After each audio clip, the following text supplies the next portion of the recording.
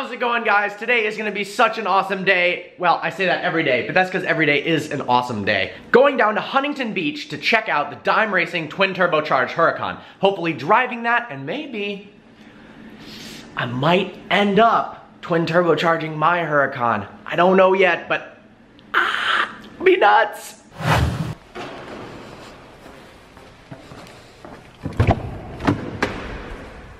Oh, the Huracan, sweet. Brought this little guy for good luck. Hopefully the Huracan gods are with me today, and we end up with a ridiculously fast Huracan drive. And Ellie, are you ready to be completely ripped apart again for some serious power? I don't know yet, but I don't know if Ellie's ready either. I hope so. You can take it, you better. Because if your engine blows, oh God. This part will never get old. Oh, rumble, rumble.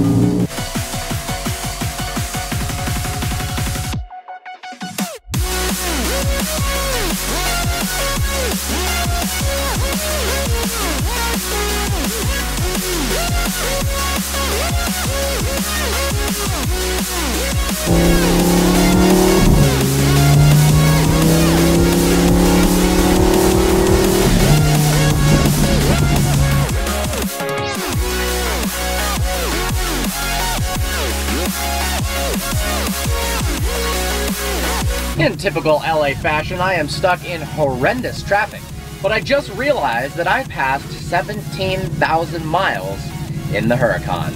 Look at that. Also, I noticed that my date is wrong, and I think that's how somebody commented on a video, how are you time traveling, where the day that the video was posted was actually the day before what the date on my car said. I need to change that really quick. This has been such an incredible journey, driving this car practically every single day.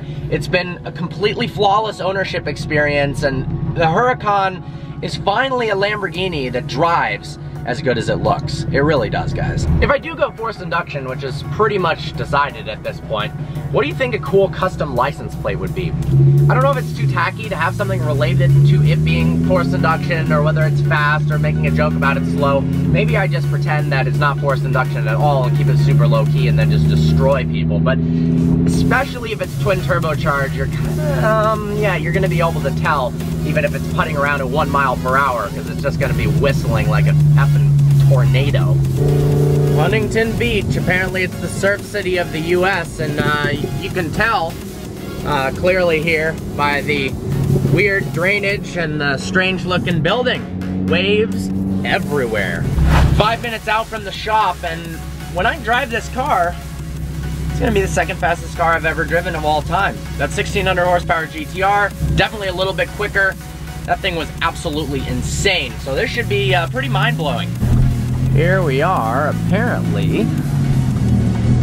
Let's pull in and see. Well, I'd say the odds I'm in the right place are pretty high, considering there's a Lambo there. How's it going? We are at Dime Racing. Now this is a completed 900 horsepower twin turbo Huracan. Correct. And then over there, we have one being built with all the parts laid out, which looks super cool. Correct. So can you tell me a bit about this kit and maybe just Dime Racing in general too? Yeah, so we are a in-house development and manufacturing facility in Huntington Beach, California. Trying to specialize in the Lamborghini market. We have a Lamborghini race team. We race the GT3 and the Super Trofeo and Pirelli World Challenge. With that, we do a lot of development with Lamborghini. As you can see behind us, there's a few of them here. We have our twin turbo systems, we do tuning, we have exhaust systems for it, so a lot of go fast goodies that kick some butt. This car here is our 900 horsepower bolt-on twin turbo system, 60 to 130 in V-Box 4.5 seconds. So it's a good performer. Really kicks and that's butt. on these stock. Yeah, oh my God. I mean, you'll see it does do burnouts. It's pretty fun to drive if you want it to. Otherwise, it's pretty easy to drive, all-wheel drive. You know how you have one. So. And then we have kind of we're building our next stage right now that includes, off-road headers, so catless equal header. That allows us to turn the boost up a little bit, allows the turbos to spool up a little faster, make another maybe 100 horsepower or so. And that's on the stock ECUs, tuning via OBD, so it's a really simple thing for customers to do around the world. Let's go over to the one that's being worked on right now, because there's a lot of misconceptions about, and I didn't know until literally I talked to you a couple days ago. I thought that a twin turbo build was gonna take 3 months to complete, and that it was Yeah, irreversible, and you can't just take it off. Correct. So, yeah, I'll talk about some of the misconceptions, some of how it works, and you guys can really see kind of the beginning stages of a car here. The turbo system bolts on where the muffler would go. Factory headers, and it bolts on from there. It's mounted via the factory muffler hanger, so you feel no vibrations. You know, heat traveling through into the chassis or into something is, you know, obviously it's the same as the muffler, so it won't happen. Bolts on very simple. Once you remove the muffler and the air boxes, you're pretty much ready to start installing parts. Once you do that, you got about 10 hours ahead of you, and you'll have the turbo kit installed completely. Oh my gosh, wow. And then flashing via OBD, which takes about 20 minutes. Yep. And the thing is ready to drive. Check it out, make sure everything's good, and off you go. You go from 610 horsepower to 900 plus horsepower, and I mean, you can bust this out in a day if you really want to do it. Crazy part is, I just watched the shop do that, take exactly the same amount of components off of my car to put the exhaust on, and I was there the entire time in 100-degree weather, so I was very familiar with the exact amount of minutes that it took, and it really wasn't that long. No, yeah, like we do this in 45 minutes, honestly, so. No, that's pretty crazy. Yeah, and then it's, in terms of like some of the other misconceptions are oil, watering, cooling, so everything we do, and we should probably... Yeah, for sure. Components here. So everything we do from oil feed is all bolt on. You're not cutting anything or modifying anything, it just goes right on. Everything from the little details of just how oil gets fed back into the motor from the turbos is all done properly. You know, boost is set very easily with the wastegates. It's got a really big water pump system on it, 2 coolers. This thing is really made to perform in all weathers, all conditions, and for people just to enjoy it and not have any problems. So. Could you briefly describe what components we're seeing? So this is probably 50% of the components. Okay. So from here you have your intercoolers. It's air to water intercooled. The MAF is built into it. Custom silicone couplers that are formed right to it. Cool. With our cool little logo on it. You know, everything is V-band. All the exhaust is all V-band flanges, so there's no exhaust leaks. In terms of components, you have your wastegates, your blow-off valves. Those, everyone kind of knows what those do. Yep. Down here, really high-end hoses for the intercooler system. Really large Mizzier water pump to, you know, push a lot of water through it.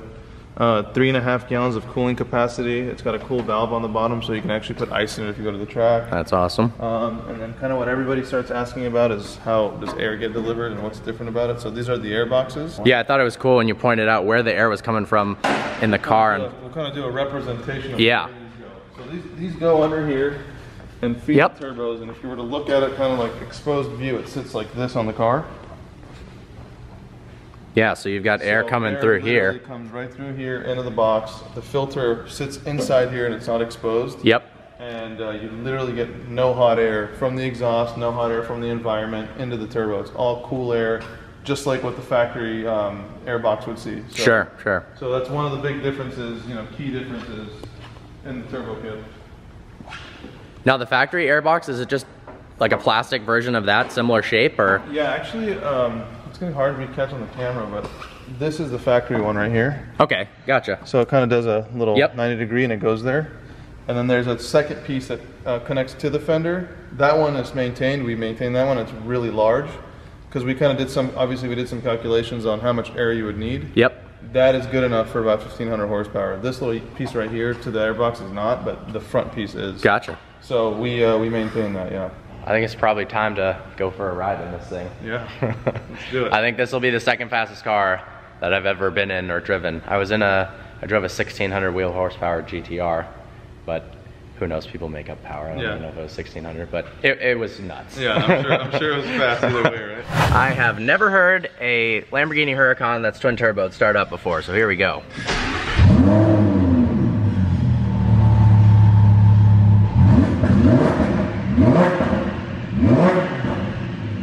Yeah, the cats are built into the headers in this car, right? Yeah, so you don't get no smell. Yeah. And again, past like the 800 wheel mark, yeah, you kind of want to remove them. Gotcha. Yeah.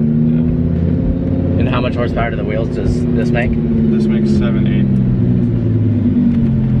8. That is a lot. Yeah. That's the one good thing about industrial areas is it seems like they all have pretty big open roads. I know, right?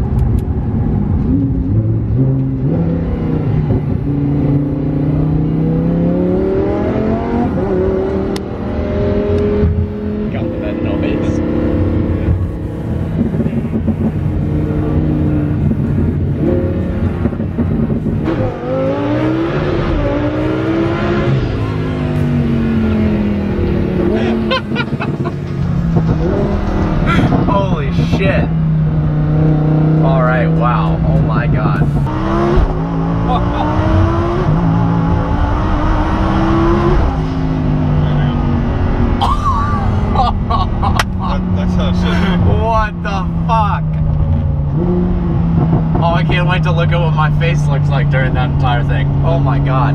That's what it should be. Holy shit. G-force, dude. That's sick. Yeah, that hooked pretty well. Yeah, it hooks good. As long as you don't do what I did in the parking lot. Yeah. It'll go.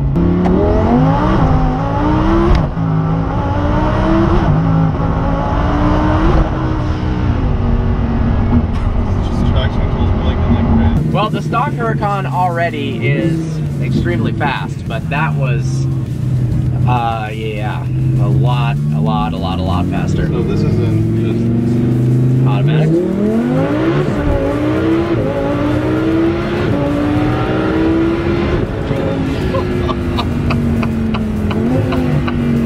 Holy shit. Well, that was absolutely ridiculous. I mean, it's not possible to put in words how fast that car is. This Huracan has an especially epic exhaust and engine setup. Let's go ahead and check out what they've done to this here. Oh, wait, what the? Casual $100,000 engine here. After 5 amazing years of owning the E39 M5, I am listing it for sale. I've absolutely loved the car. It started the channel. I learned how to drive manual on it. I bought the car, then drove it home, stalled 4 different times on the way home, then hid it from my dad because he didn't want me ever to have a fast car because he told me I'd kill myself. I haven't killed myself yet, that's a plus. He also said I would smash the M5 into a tree. Didn't happen. Thanks for that, Dad, though. I taught millions of people how to drive a manual with the M5 via my YouTube channel, but honestly, at this point, with the Huracan, especially now that it's also gonna go forced induction and the S-Class, I really don't have time to drive it. And the car is meant to be driven, so I want somebody to purchase the car that's actually going to use it. So it's listed for sale right now at Bring a Trailer, link in the description below. I'm not sponsored by Bring a Trailer, it just seemed like a good place to list it. It's upsetting, but it is what it is.